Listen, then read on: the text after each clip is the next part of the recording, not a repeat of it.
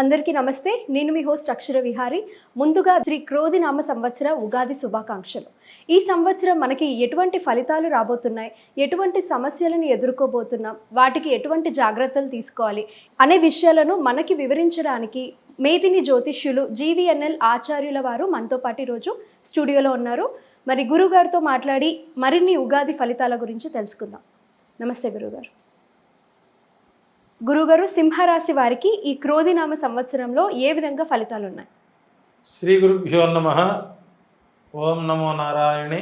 సింహరాశి ప్రేక్షకులకు ఉగాది శుభాకాంక్షలు, శుభాశిస్సులు.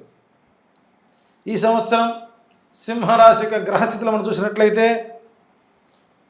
సప్తమంలో శని, అష్టమంలో రాహువు, ద్వితీయ స్థానంలో కేతువు, భాగ్యస్థానంలో గురువు, సూర్య చంద్రగ్రహణాలు, గురు శుక్ర మౌఢ్యాలు ఈ రాశి వారికి విశేషమైనటువంటి ఫలితాలని గోచరిస్తూ పూర్తి స్థాయిలో 35% మాత్రమే శుభ ఫలితాలు అందిస్తూ ఉన్నారు.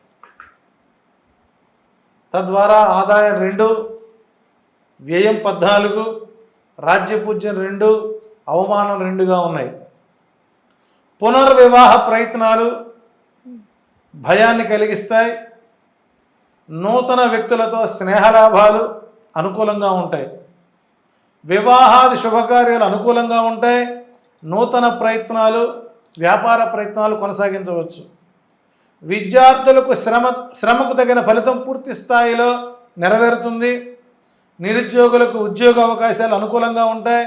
కాంట్రాక్ట్ ఉద్యోగులకు పర్మనెంట్ అవుతుంది. వ్యవసాయదారులకు పంటల వల్ల లాభాలు, పండ్ల తోటల వల్ల లాభాలు వస్తాయి. వ్యాపారస్తులకు అన్ని విధాల లాభం, ఎక్స్పోర్ట్ వ్యాపారులకు అన్ని విధాల అనుకూలంగా ఉంటుంది. రాజకీయ నాయకులకు ప్రజల సమస్యను పరిష్కరించడంలో విఫలమవుతారు. తద్వారా వారి గుర్తింపును వారు కోల్పోతారు. అనుకున్న పనులు సకాలంలో జరగకపోవడం వలన నిరాశ కలుగుతుంది. కోర్టు వ్యవహారాలు పరిష్కారానికి వస్తాయి. ఆరోగ్య విషయాలు చాలా జాగ్రత్తలు తీసుకోవాలి.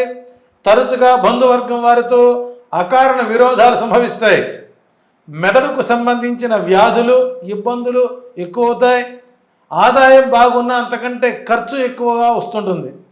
తరచుగా అభిప్రాయ భేదాలు, సంతానం వల్లనే మీకు వెన్నుపోట్లు, నమ్మిన వారి వల్ల మోసాలు, మానసిక ఆందోళన ఈ రాశి వారికి మరణతుల్యముకు ఇబ్బందులు కలిగే అవకాశాలు ఉన్నాయి. ఈ రాశి వారికి ప్రధాన సమస్యగా మారబోతున్నాయి. గురుగారు, ఈ రాశి వారికి అదృష్ట సంఖ్యలు ఏంటి, అలాగే అదృష్ట వారాలు ఏంటి, వాటికి ఎటువంటి పరిహారాలు చేసుకోవాలంటారు? ఈ రాశి వారికి 3, 4, 5, 9 అదృష్ట సంఖ్యలుగా ఉంటాయి. బుధ, శుక్ర, శనివారాలు అనుకూలంగా ఉంటుంది.